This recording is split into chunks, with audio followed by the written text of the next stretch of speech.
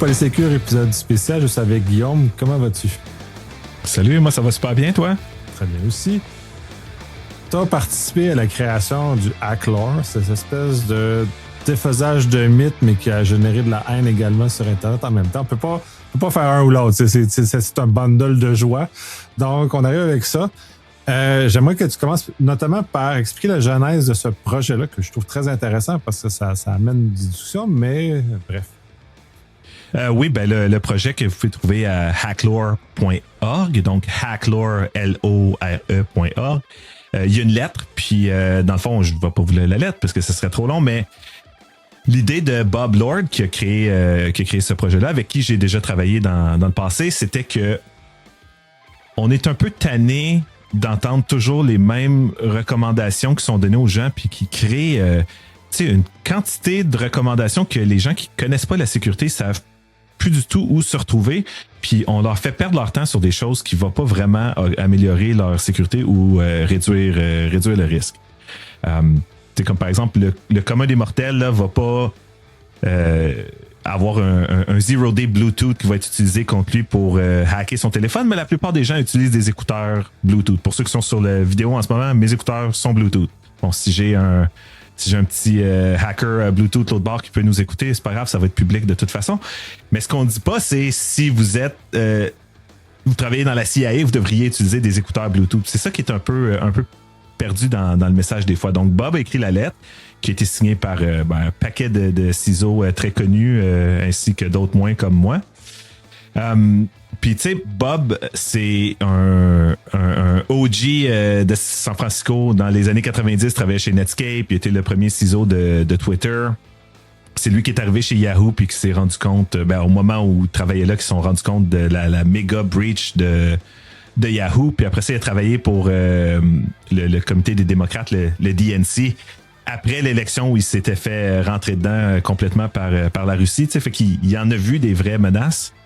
Puis on a vu des vraies catastrophes. Donc, c'est à partir de là que le projet a été créé pour essayer de dire, bon, on perdra plus le temps des gens sur des choses qui réduisent pas leur risque. Puis la réponse négative qu'on a eue, c'est toujours des gens qui regardent vraiment dans le détail super technique, puis ils vont dire, ah là, tout le monde qui ont signé ça, ils réalisent pas que ça leak des queries DNS pendant que ton captive portal, puis blablabla.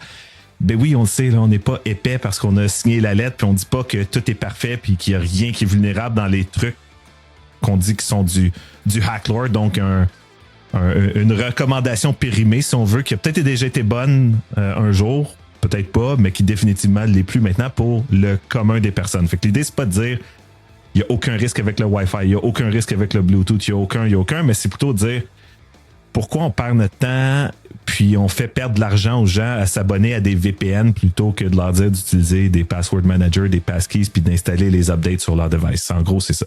Ouais, puis j'aime bien comment tu frames les choses. C'est fait pour nos parents. C'est pas fait pour quelqu'un qui travaille à la CIA. Fait que ça, à la CIA puis tu utilises du Wi-Fi public, clairement, tu devrais mériter de perdre ta job. Mais, ou en tout cas, bref, mais peut-être pas dans le gouvernement actuel, c'est pas tout à fait je pense que la CIA, en fait, c'est pas un bon exemple parce que des fois, t'as une notion de si tu veux te cacher dans la masse, c'est mieux de pas utiliser des trucs qui ont de l'air trop spécialisés, mais tu sais, autrement dit, on fait pas des recommandations pour le réseau où vous allez échanger les clés privées de 72 milliards en Bitcoin. Là. Tu sais, c'est pour le commun des mortels sur leur laptop, leur smartphone. Puis, on sait qu'est-ce qui arrive à ces gens-là. Il y a du phishing. Ils vont mettre leur mot de passe à la mauvaise place. Les comptes de banque se font vider. Il y a encore beaucoup de gens qui perdent des données parce qu'ils n'ont pas de backup. Il y a beaucoup de données qui sont perdues, du moins sur des clés USB qui sont pas chiffrées.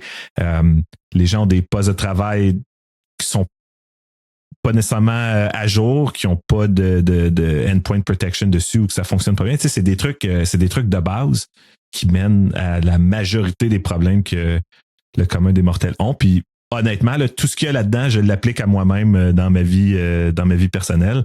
Je dirais peut-être quelqu'un qui est un journaliste en Arabie Saoudite, ben peut-être on faudrait pousser plus. Là. C'est pas la même chose. n'est pas dans la même gamme. Il y a plus de chances qu'il y ait un hack à travers un plugin dans Chrome que vous avez téléchargé parce que ça fait quelque chose de super trippant que vous fassiez voler vos affaires sur un Wi-Fi dit public. Exactement. Je vais te laisser commencer à les présenter. Justement, les deals, on en a un peu saupoudré, mais je vais te laisser être un peu plus formel.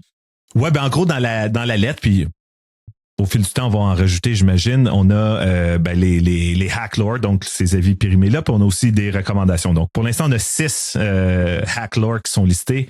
Donc, les choses qu'on dit de pas faire, mais que ça n'a plus rapport. Donc, la première qu'on dit toujours aux gens, connectez-vous surtout pas sur du Wi-Fi public. La réalité, si on regarde les statistiques de Google, par exemple, en ce moment, il y a quelque chose comme 99 et plus % du trafic sur le web qui est en TLS. Il y a de plus en plus que ce soit du certificate pinning ou autres méthodes similaires pour, renforcer la sécurité des clés TLS un peu partout. Par défaut, une application, par exemple, sur iOS, ne peut pas se connecter en HTTP à moins d'avoir un entitlement qui spécifie, je sais pas, je suis une app qui download des podcasts, il y a plein de podcasts qui sont pas en HTTPS, oui, tu sais, OK, c'est beau. Donc, il n'y a plus vraiment de besoin d'éviter le Wi-Fi public, à part quand il est slow puis il est poche, qui est pas mal toujours le cas de toute façon. Mais on a tellement fait peur aux gens avec le Wi-Fi public, puis tu sais, j'ai pas 14 ans, là, j'étais là à l'époque de Firesheep, j'étais là à l'époque du web qui se craquait en 2 secondes alors qu'il n'y avait pas de TLS. Puis oui, c'était une catastrophe. Firesheep, pour ceux qui ne connaissent pas ça, c'était une extension Firefox. Tu te mettais tu sniffais un Wi-Fi, puis dès que quelqu'un se loguait, par exemple, sur Facebook, tu avais sa session authentifiée, puis tu pouvais la mettre dans ton browser, puis tu étais logué avec dans Facebook. Mais c'était comme ça, mais c'est plus comme ça. Puis surtout, depuis Snowden, l'utilisation de TLS a tellement augmenté. Mais pourtant, on recommande jamais aux gens, si tu vois une erreur de certificat, peut-être pas faire continuer, surtout si tu es dans un café ou des trucs comme ça, alors que la plupart des attaques utiliseraient ça parce qu'il n'y a pas de trafic intéressant qui se passe en HTTP pratiquement. Puis les autres raisons de éviter le Wi-Fi public, ça serait si tu roules un paquet de services sur ton laptop qui sont vulnérables, des trucs comme ça. Presque tous les Wi-Fi publics qui serait assez gros pour, disons, avoir quelqu'un d'un peu curieux dans la gang, ont l'isolation entre les clients. Puis le commun des mortels va pas nécessairement va pas se déployer un Nginx sur son propre laptop. Quoique maintenant, avec Cloud Code, peut-être avec un OpenCloud, on pourrait avoir ça par effectivement. Ouais, mais là, de toute façon, avec OpenCloud, on n'a pas besoin de TCP pour hacker quand on peut juste envoyer un prompt. Donc, c'est ça. Donc, le Wi-Fi public, il n'y a pas de problème. Le deuxième, c'est de ne jamais scanner des codes QR. Puis là, oui, je le sais, il y a des places où des gens ont mis des faux codes QR par-dessus, je sais pas, des parcomètres, des trucs comme ça qui redirigeaient ailleurs. Mais la réalité des codes QR, c'est que, est-ce que c'est pire qu'un URL? La plupart des gens connaissent pas comment un domaine fonctionne. Fait qu'ils savent pas que sous-domaine.microsoft.com, ça appartient vraiment à Microsoft, mais microsoft.patate.com, non. Donc, pour la plupart des gens, ils ne sont pas vraiment capables de valider si une adresse est légitime de toute façon. Fait que le fait de rajouter un bit.ly ou de rajouter un code QR ou de rajouter les deux par-dessus, ça change vraiment pas grand-chose. Puis surtout dans un monde où on a maintenant des restaurants où il n'y a pas de menu, c'est un code QR sur la table, de dire « Scannez jamais des codes QR, vous allez vous faire... » Les gens ont l'impression qu'en scannant le code QR, leur compte de banque va se faire vider. Puis c'est pas vraiment comme ça que ça se passe. Est-ce que tu pourrais faire une transaction de carte de crédit au mauvais restaurant parce que quelqu'un a mis un code? OK, oui, mais ce qui est bien plus important, c'est est-ce que tu t'es fait voler l'accès à ton compte de banque, des choses comme ça. Puis, installe l'app de Desjardins, Banque nationale, RBC, ouvre l'app directement, puis les codes QR, essaye d'être sûr qu'ils sont légitimes, mais sinon, la plupart des gens ne peuvent pas le vérifier. Moi, par exemple, je reçois un email sur mon téléphone. L'application de base de mail sur un iPhone, très difficile de savoir un lien pointe vers où. Parce que tu commences à le toucher, là, le preview load, fait que là, tu as cliqué dessus, tu sais.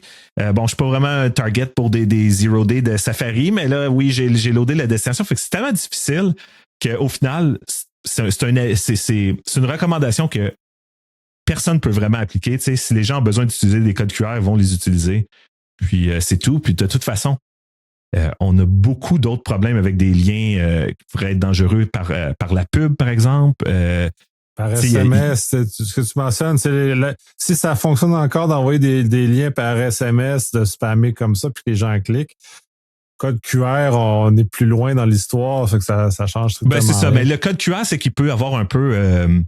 tu veux faire un peu plus confiance parce qu'il est physiquement devant toi. Tu sais, par exemple, tu es à un parcomètre, mais ça limite aussi de dire, pour que quelqu'un fasse ce genre de fraude-là, il faut quand même qu'il y ait quelqu'un qui soit physiquement dans le coin puis qui soit prêt à aller le faire. Puis en général, là, il y a beaucoup de cybercrimes où la personne ne veut pas être proche du crime qui est commis.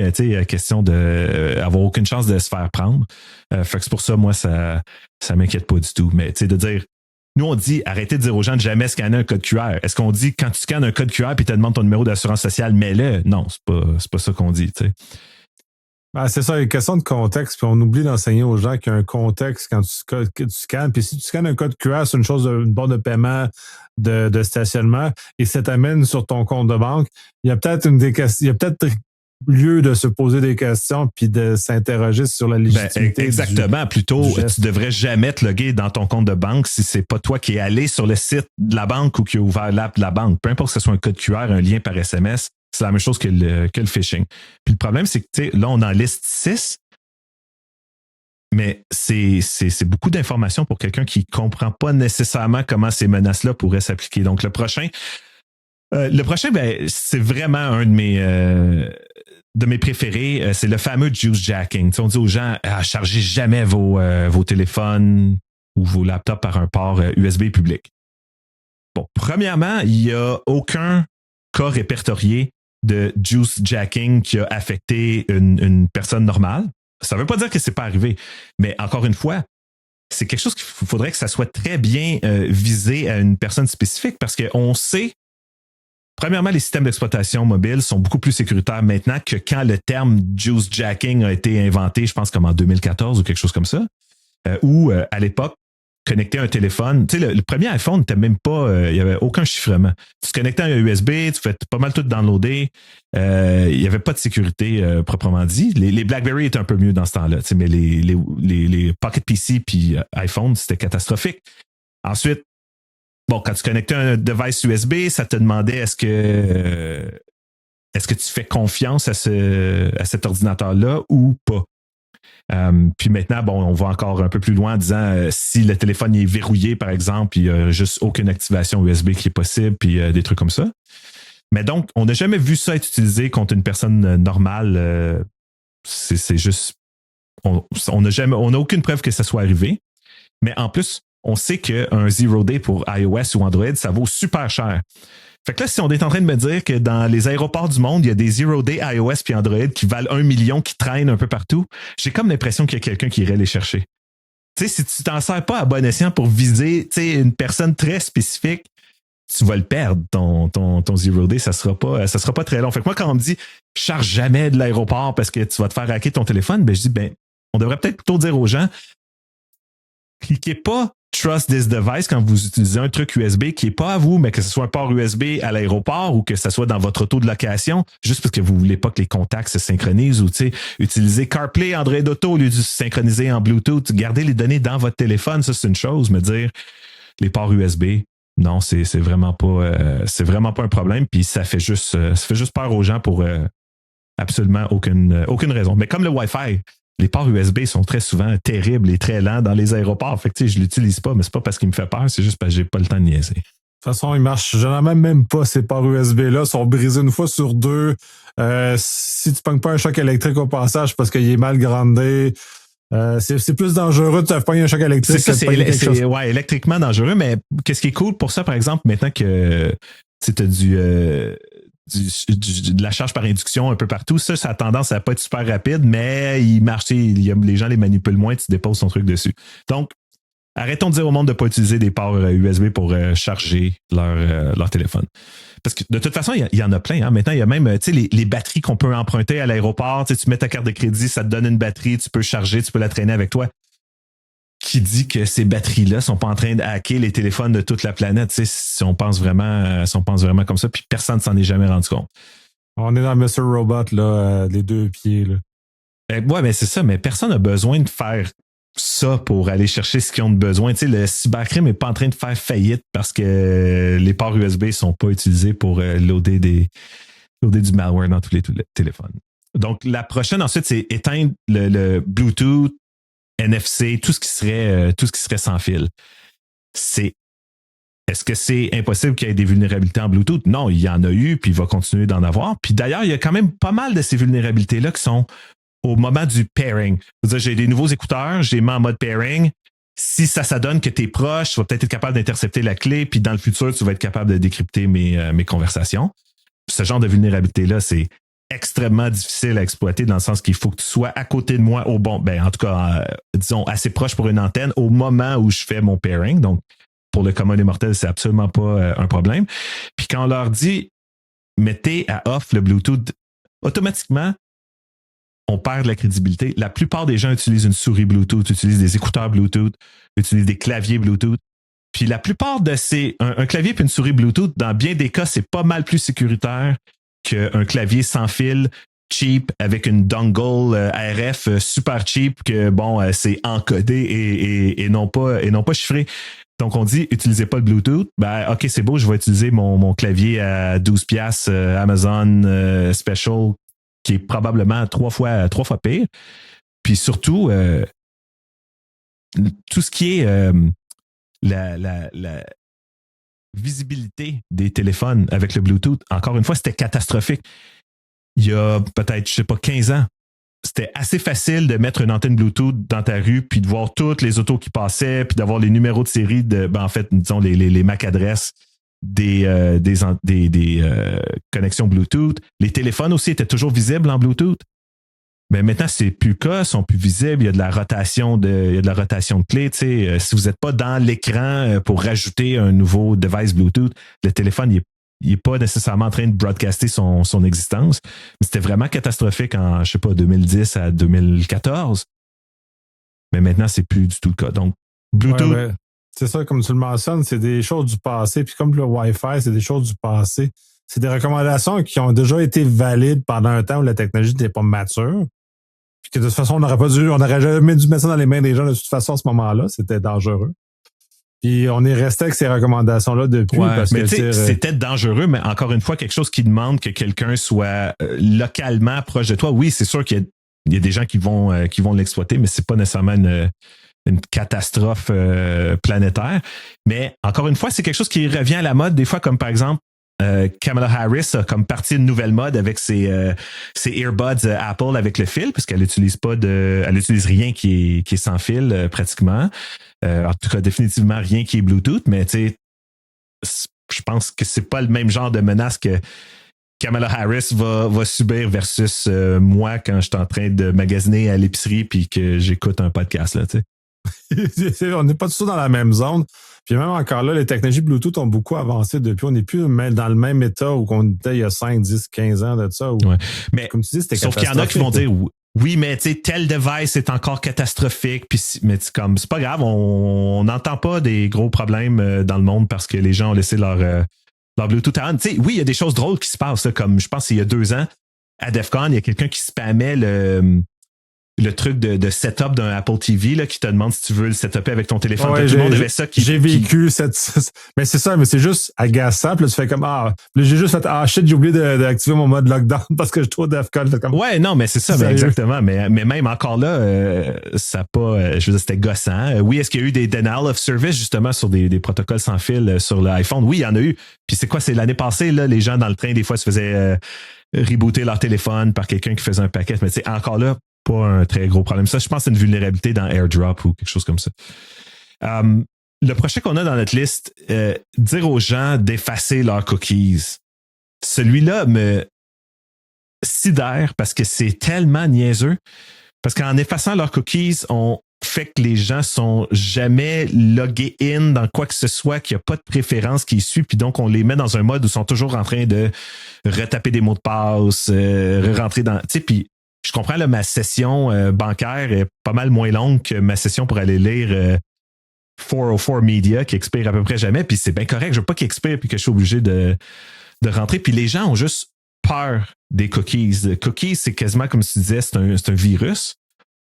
Puis on n'a jamais vraiment éduqué les gens sur les cookies third party, les cookies qui viennent vraiment du site où t'es, puis les browsers n'utilisent plus ça de la même façon. Si vous utilisez Safari, par exemple, je sais que par défaut, les third party cookies sont pas acceptés. Puis pour moi, à part pour faire du troubleshooting, déjà un site web où il y a quelque chose qui ne marche pas, puis je me dis, je vais juste flusher mes cookies puis réessayer. J'ai jamais fait ça dans les 10 dernières années pour des raisons de sécurité. Puis je comprends pas pourquoi on continue de dire aux gens. Puis c'est certain que c'est pas aidé par les fameux pop-up de consentement de cookies qui, encore une fois, ont 32 dark patterns pour que les gens fassent allow all. Mais c'est trop nuancé comme discussion de dire oui, mais là, il y a des cookies qui sont utilisés pour des data brokers, puis il y a des cookies de performance, puis il y a des cookies pour te laisser choisir la couleur de ton background. Il y en a trop, puis là, les gens pensent juste que cookies are evil. Moi, je dirais utiliser un navigateur qui est à jour, puis le reste, peut-être un ad blocker, puis that's it. Là, c'est pas nécessaire de paniquer sur les cookies. Notamment, puis de toute façon, pour les gens qui ont peur du tracking, parce que c'est ça aussi, ils n'ont pas besoin de cookies pour traquer le navigateur. Le navigateur, il y a un footprint qui est unique dans tous les cas. Et de toute façon, c'est juste un moyen alternatif pour réussir. À chaque fois qu'on limite un peu plus l'information qui sort des navigateurs, des extensions, des fonts qui sont installés dans ton navigateur, tout ça, il y a toujours une nouvelle façon de faire du fingerprinting. Fait que si c'était si simple que de bloquer les cookies, il n'y aurait pas un aussi grand écosystème de pub en ligne avec du bidding en real time puis des trucs comme ça. Puis les gens n'auraient pas l'impression que leur téléphone les écoute parce que les algorithmes sont tellement bons que ça leur parle de ce qu'ils ont parlé avec leurs amis récemment. Fait que clairement, c'est pas super pratique. Puis le dernier qu'on a dans la liste, c'est faire de la rotation de mots de passe sans raison. En entreprise, on avait les fameuses expirations de mots de passe, mais on disait aussi les mots de passe, c'est comme les bobettes, change-les souvent, là, ça n'a vraiment pas rapport parce que ce qui fait que les gens se font voler leur compte, c'est qu'ils utilisent le même mot de passe à 32 endroits, puis il y a un des 32 endroits qui se fait voler les mots de passe. Puis par la suite, des botnets, let's go, on revend les logins, tout le monde essaie de se loguer partout avec cette combinaison-là, puis tout à coup, oups, le mot de passe qu'il y avait sur LinkedIn en 2007 fonctionne aussi sur son compte Adobe ou un truc comme ça. Donc, changer les mots de passe, ça sert absolument à rien, mais en fait, je dirais les mots de passe servent carrément pas à grand-chose, mais d'échanger pour aucune raison.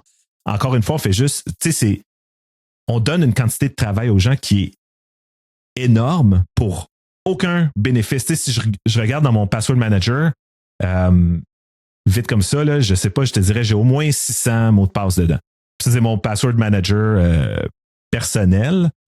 Puis, il n'y a pas de... je vois pas le count facilement, mais 800. J'ai en haut de 800 mots de passe. OK? Fait que si je disais vraiment, je vais changer mes mots de passe une fois par année, à tous les jours, je serai en train de changer 2 mots de passe, ce qui fait que je causerais plein de problèmes avec... oups, je l'ai changé, je ne l'ai pas mis dans mon password manager, ou je l'ai changé, mais là, quelqu'un m'a appelé, j'ai oublié. Tu sais, c'est vraiment là, une disruption qui a aucun sens. Mais celui-là, je pense que c'est celui sur lequel la plupart des gens s'entendent. On n'a pas reçu vraiment de... Pas de haine sur celui-là. Non, c'est pas... Mais ça revient, mot de passe unique sur chaque site est plus important que de changer ses mots de passe à toutes les années, par exemple. Oui, exactement, mais la façon la plus facile la plus facile de faire ça, c'est d'avoir un password manager. Donc, dans les choses qu'on dit de faire, c'est garder vos systèmes à jour, incluant les applications critiques comme les browsers. Activer le MFA, puis on dit s'il y a des passkeys, prenez ça. On rentre pas dans le détail de oui, mais tu sais, le SMS, on dit juste le SMS, c'est comme le moins bon des 2FA. Mais faut pas faire peur aux gens puis qui disent non, la seule option que j'ai, c'est SMS 2FA, fait que j'en mettrai pas. Tu sais, on dit juste les passkeys, c'est le mieux, le SMS, c'est comme mieux que rien. Puis encore là, ça vient encore dans les scénarios d'attaque, le scénario de menace. Ceux qui vont réussir à jacker le SMS, c'est sûrement pas pour toi puis pour moi qui vont le faire de toute façon. Ou pour SMS, la madame au bureau, là. Ouais, SMS, là, c'est parce que je pense qu'il y a quand même une catégorie de gens qui sont peut-être plus à risque qu'ils pensent. Puis je dirais, c'est les gens qui sont beaucoup dans l'écosystème de la crypto-monnaie. si vous parlez beaucoup du fait que j'ai fait 400 000 $ avec mes bitcoins il y a 2 mois, des trucs comme ça, oui, ça se pourrait que quelqu'un essaie de vous faire un SIM swap pour rentrer dans votre compte Coinbase puis tout ça.